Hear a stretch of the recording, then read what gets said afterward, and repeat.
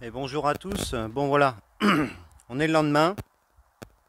Hier j'ai arrêté parce que la chaleur c'était infernal. Et en plus il était tard. Alors on en est où? La plaque elle a été coupée. Elle a été ajustée, elle a été bavurée. Je l'ai bridée avec des serre-joints pour pouvoir présenter la plaque et préparer les perçages. Je vais percer à 10, hein, donc avec un foret de 10. Je vais le rafraîchir et je vais pouvoir attaquer le perçage. Alors, combien je vais en mettre?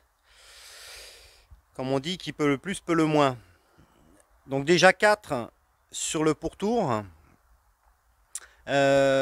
Au niveau de l'essieu, il y avait des vis qui étaient donc prisonniers. Je les ai coupés. Parce que je voulais pas m'embêter à mesurer la plaque pour trouver le perçage, etc. Et ça m'évitera de m'embêter. Avec un peu de chance, on tombe à côté. Après, d'un trou de 10, on finit avec un trou de 20.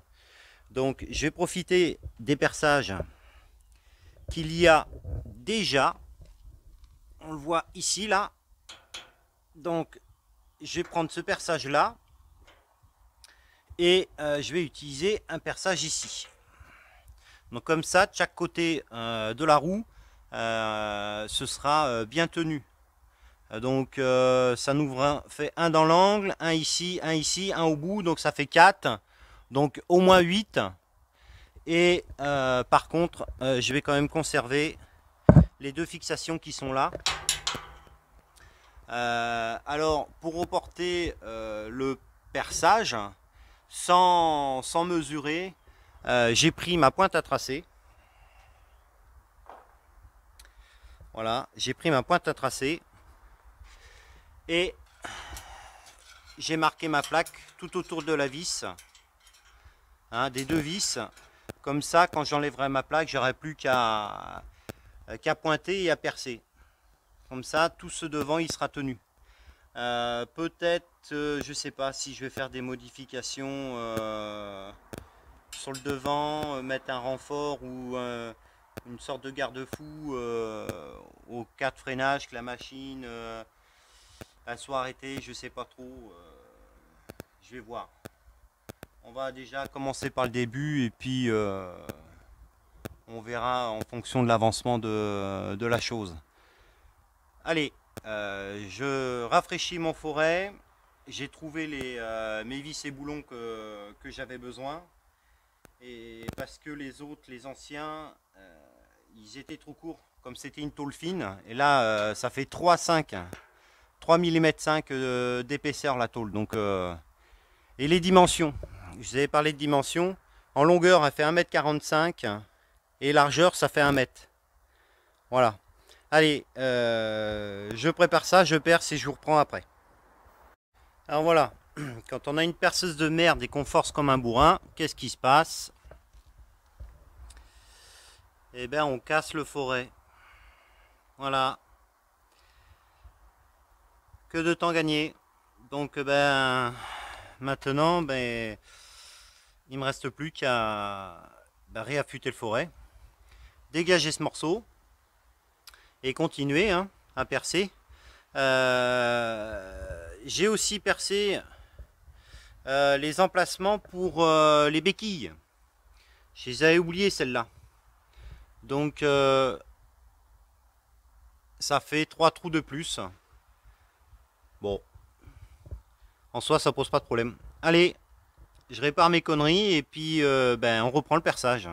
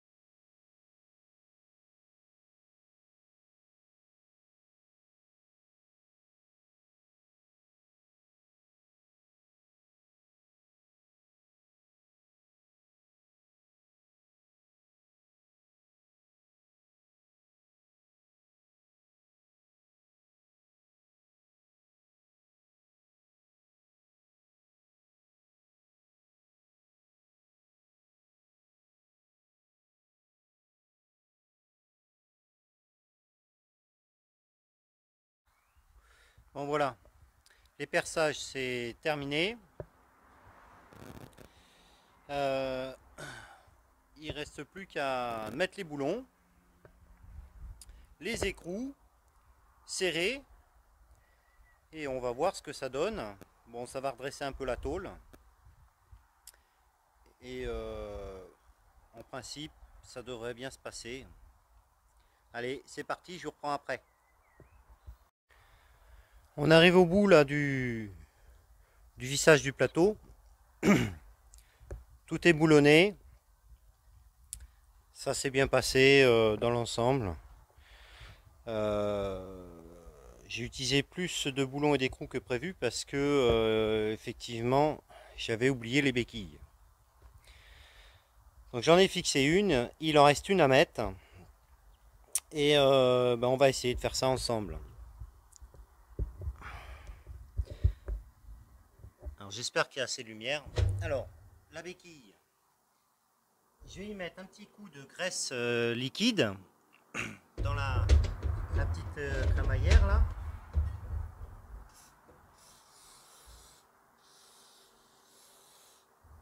Voilà.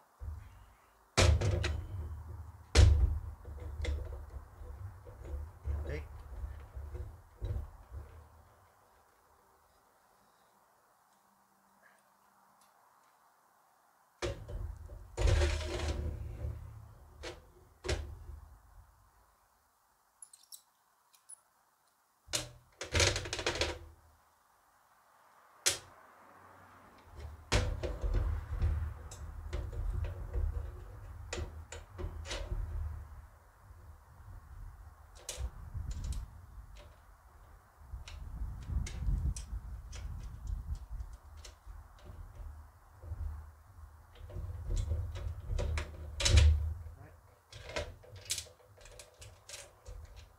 Une rondelle fendue, ça fait comme un écoutin.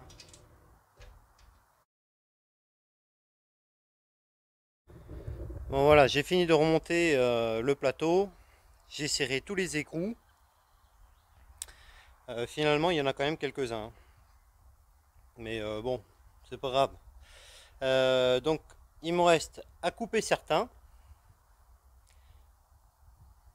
et voilà quoi. Ça a de la gueule. Donc là on voit, j'ai remonté les béquilles. Alors, la petite expérience. Voilà, je suis monté dessus. La roue jockey elle est levée, ce qui prouve bien qu'il y a quand même une bonne stabilité. Je les ai pas descendus complètement, hein, parce que je viens juste de finir de boulonner. Donc c'est pas ajusté, mais c'est pour vous dire que même si il y a un petit peu de jour dessous, c'est quand même vachement stable quoi. Voilà, je finis de couper ça et puis je reprends pour la suite. La suite, ça va être les fixations pour accrocher les sangles. Parce qu'effectivement, à part des œillets que moi j'avais soudés là, ici, là, j'ai pas de fixation. Les sangles que j'ai, c'est des doubles crochets. Alors il existe des sangles avec un monocrochet. Mais voilà, j'en ai qu'une et ça fait pas le joint parce que côté cliquet, il y a quand même deux crochets. Allez, je fais ça et je vous reprends après. Alors, j'ai coupé toutes mes vis. Maintenant, si vous avez peur que les écrous se desserrent, moi j'ai une petite astuce. Vous prenez un pointeau et vous venez mettre un petit coup de pointeau au niveau du filetage et de l'écrou.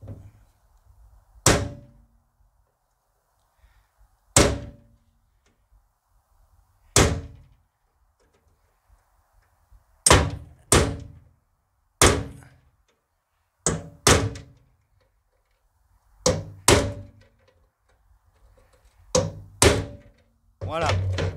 Et là, c'est garanti, ça se desserrera pas.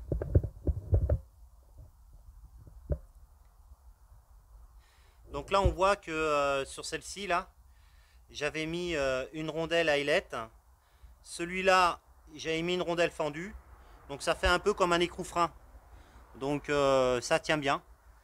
Je finis de mettre des coups de pointeau partout. Et puis je vous reprends après. Nous voici arrivés aux sangles. Alors, les sangles que je parlais tout à l'heure, c'est celle-ci, à double crochet. Et l'autre, c'est celle-là, avec un monocrochet. Alors, comment je vais faire? C'est pas compliqué. Je vais prendre un carton. Je vais mettre de l'huile sur mes crochets.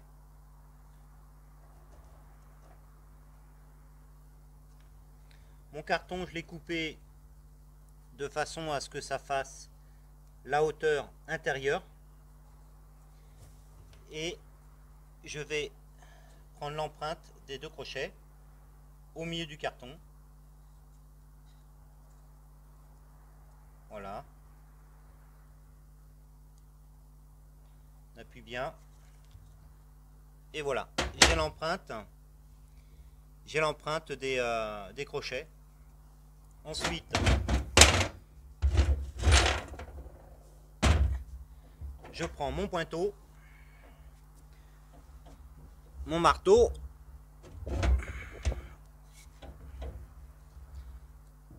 et je vais faire une empreinte au milieu. Voilà. Comme ça, j'ai mon gabarit pour placer sur l'extérieur de la cornière, bien sûr, et pointer mes trous pour pouvoir faire mon perçage. Je vais percer d'abord au forêt 8 et après forêt diamètre 12. À savoir que mes crochets, ils font 11. Donc ça fera 1 mm de battement. C'est un peu juste, mais il faudrait un forêt de 13. J'en ai pas. Et en plus, il faudrait trouver un forêt de 13 qui est décolleté ici. Parce que les mandrins des petites perceuses, ça a une ouverture maxi de 10. Bon, c'est pas grave, on va se débrouiller comme ça. Et je vais percer ça. Et puis, je vous reprends après. Là, je viens de finir de percer la première série. Donc voilà. On met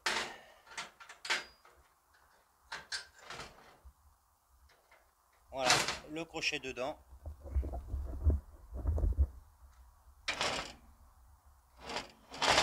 Tout simplement. Donc je fais ici. J'ai prévu là. Donc même chose de l'autre côté. Derrière, j'ai prévu 2 ici et 2 ici. Il restera devant.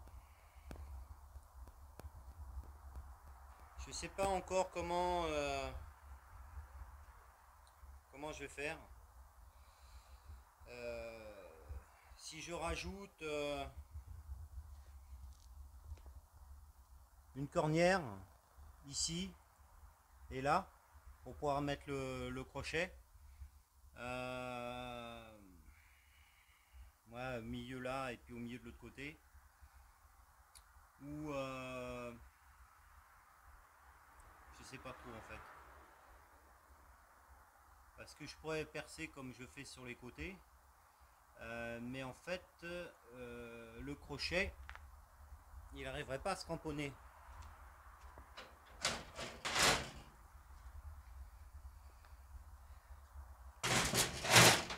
Parce que les sangles, elles ont un sens. Donc ça veut dire que le crochet, il faudra qu'il se prenne comme ça.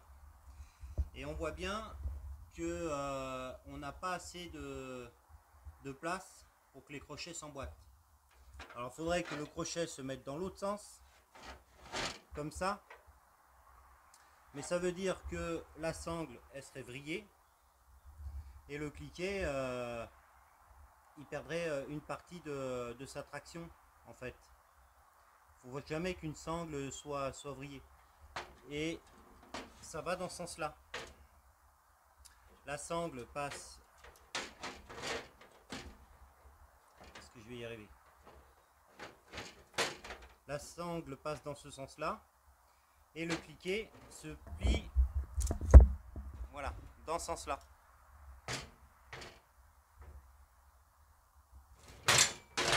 La sangle passe là. Et ressort ici. Et donc là, ça permet d'enrouler la sangle.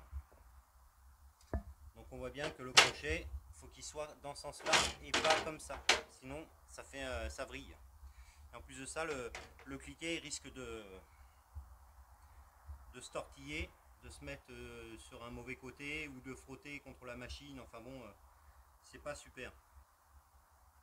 C'est pas super. Même si à la fin, le cliquet, on a moyen de le fermer pour le transport, mais ça change pas le problème. S'il se retrouve comme ça contre la carrosserie, avec les trépidations, ça va tout abîmer.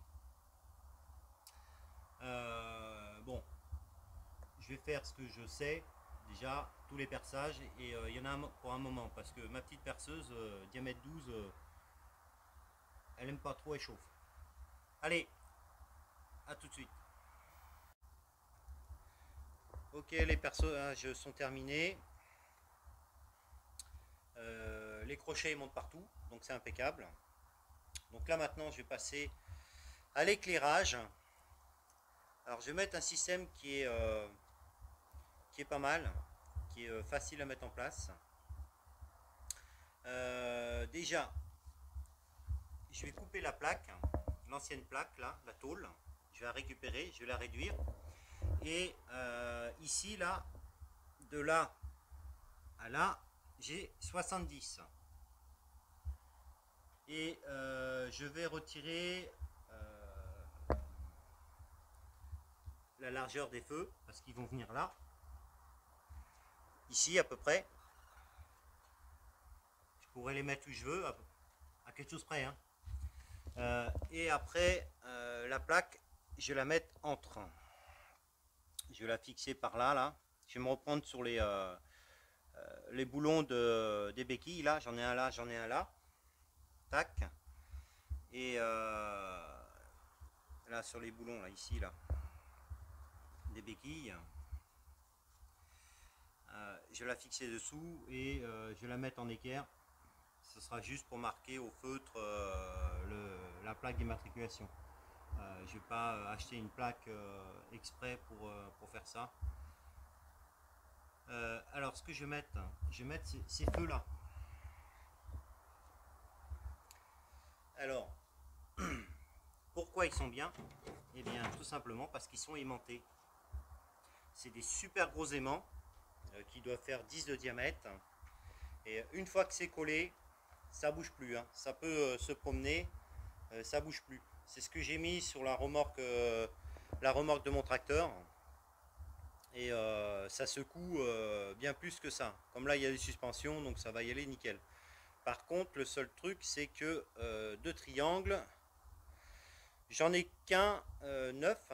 Donc celui-ci, bien, je vais le nettoyer. Je vais le rendre un peu plus propre. Et puis je vais remettre celui-là en attendant que j'en fixe un autre.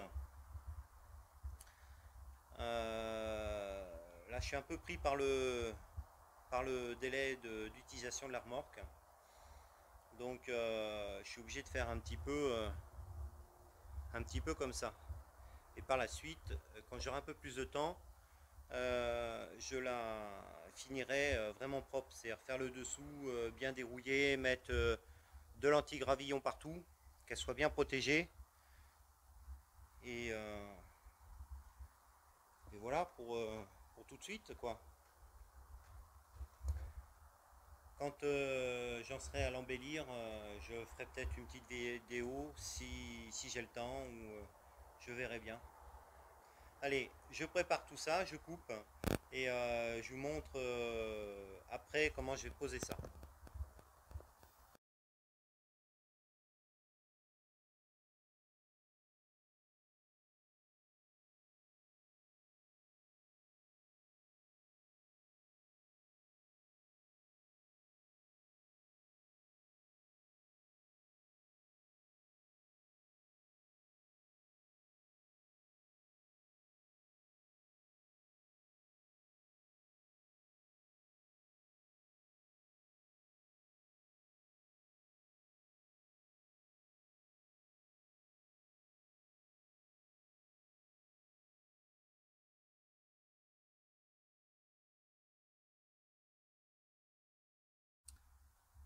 Voilà le montage à blanc de la plaque. On voit aussi eh bien, les fameux feux là qui sont aimantés. Ça tient, hein. Donc là, je vais recouper la hauteur de ma plaque. Et ce qui va me donner ma hauteur, en fait, c'est la hauteur de mon triangle. Donc il va aller là, comme ça.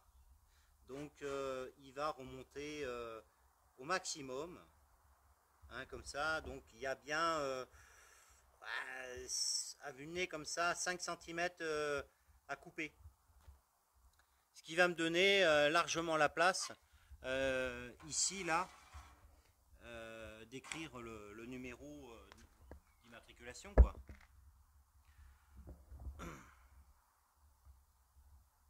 Donc ça prend forme. Et en le mettant dessous comme ça gêne pas pour l'arrimage.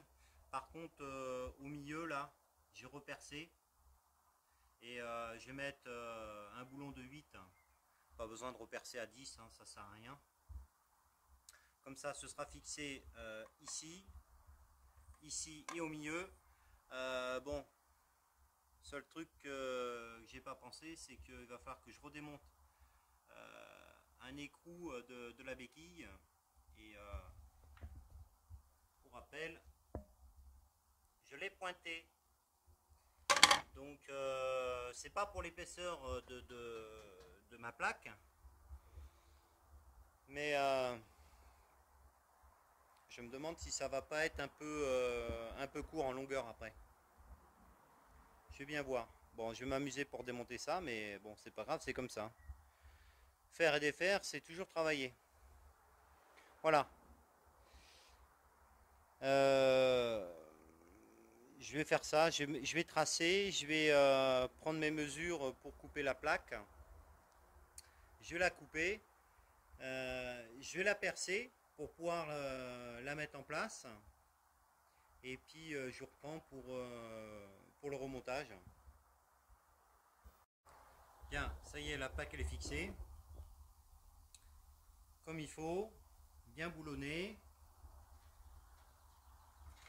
Elle bouge plus du tout. Alors on profite, j'ai replié les béquilles là. Donc très peu d'encombrement. Alors maintenant, qu'est-ce qu'il va nous rester à faire? C'est de passer ces fils là.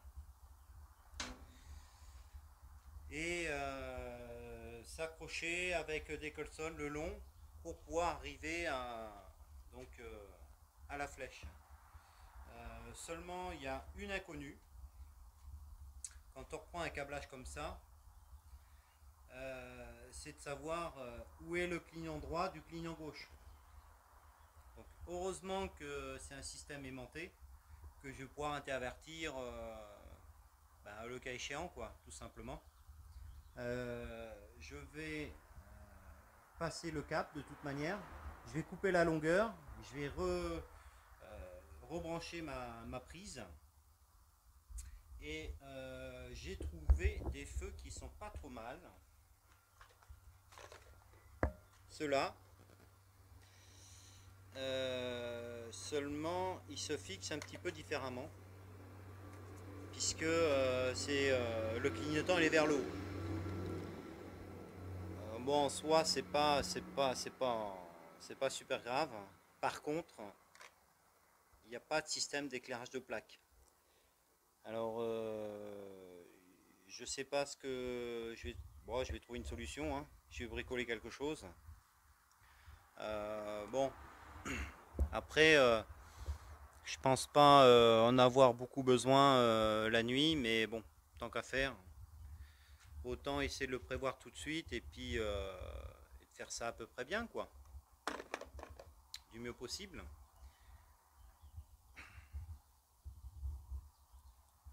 Voilà. Je vais passer le câble, les câbles, je vais les fixer et puis on se retrouve après. Si je suis pas mort de chaud avant. Là, on va en profiter pour voir comment c'est foutu ces feux là. Donc ça c'est un neuf. Enfin, ouais, il a jamais servi. On a les fixations, les vis. un petit presse-étoupe pour l'étanchéité du câble, une platine pour l'ampoule de clignotant et puis feu position et feu stop. Alors, il n'y a pas 50, vous pouvez pas vous tromper hein, pour mettre la platine, elle va forcément comme ça, parce que dans l'autre sens, forcément, ça monte pas. Donc, vous avez des petites glissières, on les voit pas, mais voilà.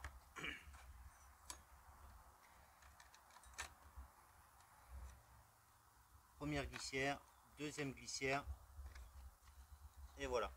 Et donc, on a les trous qui tombent bien en face. Alors, de ce côté-là, ça va être le clignotant. Ici, ça va être feu stop et feu de position. Et là, normalement, c'est une petite plaque d'éclairage de l'éclairage pour la plaque d'immatriculation. Alors, comment je fais pour pas me tromper? Bah, c'est simple. Hein. Prenez le capot. Regardez. On peut pas se tromper. Hein. Voilà. Donc là, je vais fixer la patte avec l'aimant, hein, puisque c'est les vis qu'il me faut. Et je vous montre ça juste après. Bon, voilà. J'en ai profité pour m'asseoir un peu. Alors, ça, c'est la patte qui se fixe sur l'aimant. Donc l'aimant, il va là, ici, là. Et donc, cette partie-là va sur le cabochon du feu. Et qu'est-ce qu'on voit? Ils nous ont fait des trous là. Et la patte, elle va comme ça. Résultat, quand on serre, il y a un vide, ça se tortille, ça se serre pas. Et au bout d'un moment, ben, ici, là, oula, là, ça s'arrache.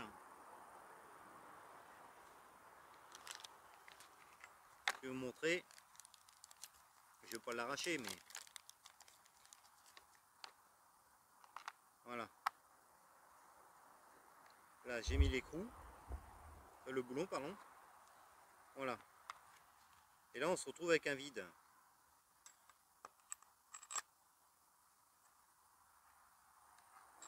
Alors, ce que j'ai été obligé de faire, bah, c'est de compenser avec des rondelles. Hein. Tout simplement. Alors, la platine.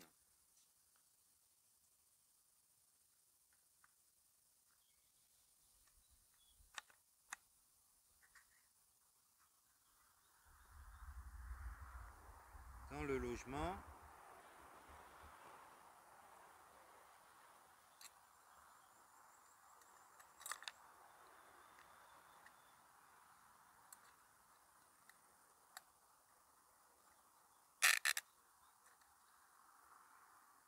Voilà.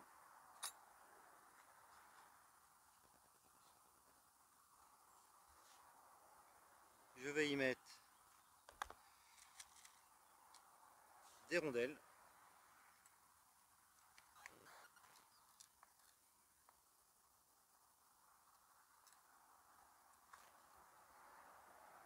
Il en faut 3.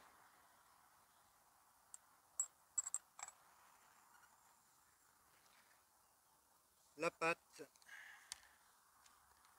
de l'aimant.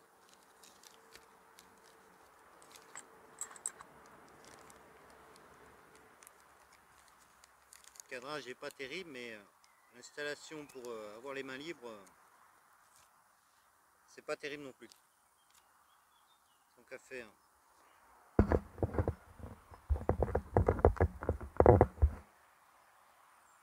Je vais rajouter, d'accord. On prend les mêmes et on recommence.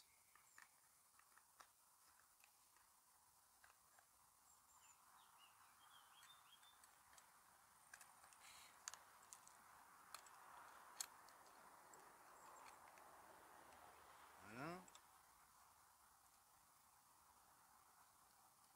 Une rondelle.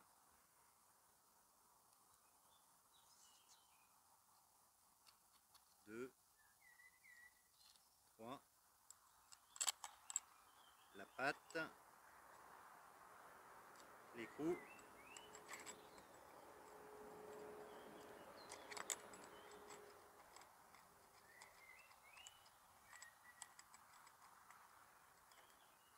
Alors je vais pas le bloquer hein, pour pouvoir mettre l'autre, c'est juste que ça tienne. Voilà. Notre platine, elle tient.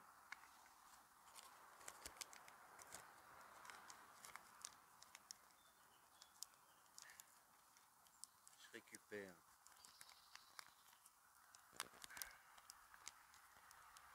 Voilà.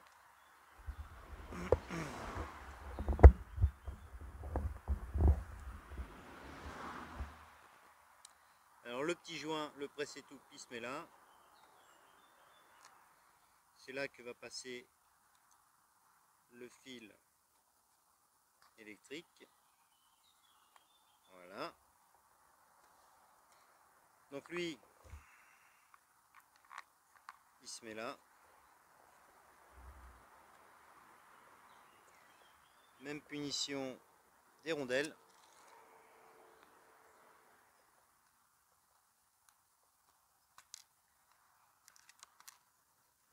Eh bien, je me trompe de rondelle. C'est quoi ce cirque?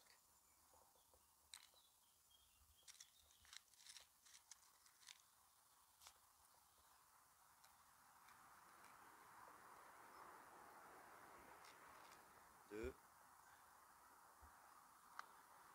et trois. Voilà. On en remet une autre.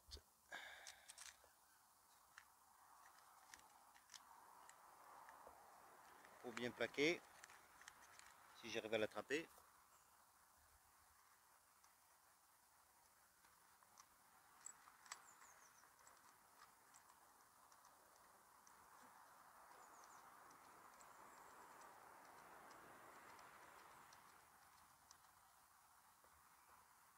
Voilà. On peut serrer. Alors, ça sert à rien de serrer comme un âne.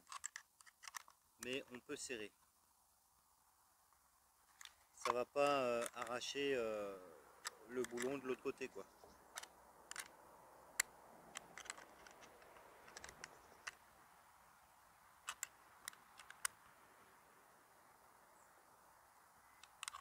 Quand c'est bien dur, on peut arrêter. Alors, pourquoi je m'embête à compenser ce vide, à mettre des rondelles? Tout simplement parce que là, ici, là, c'est l'aimant qui va se fixer. Donc, le feu va être fixé sur la tôle. Si je dois défaire le feu, il va falloir que je le manœuvre comme ça pour le décoller l'aimant. Et si ma pâte n'est pas bien solidaire de la carcasse, et bien en fait ça va s'arracher. Les vis vont passer à travers le cache plastique à cause de ce jour. Là on voit bien que c'est bien fixé. Voilà. Petite explication pour le montage du feu. Et donc là on a ici les petites pattes pour mettre les fils. Alors c'est pas d'Écosse, c'est un système de languette et le fil se coince derrière. Alors si tu as de l'eau qui rentre dedans, bah ça s'oxyde vite fait quoi. Mais bon, c'est comme ça hein. Voilà, je vais faire l'autre, je vais préparer l'autre comme ça. Et après je vais pouvoir passer les câbles. Allez, à tout de suite.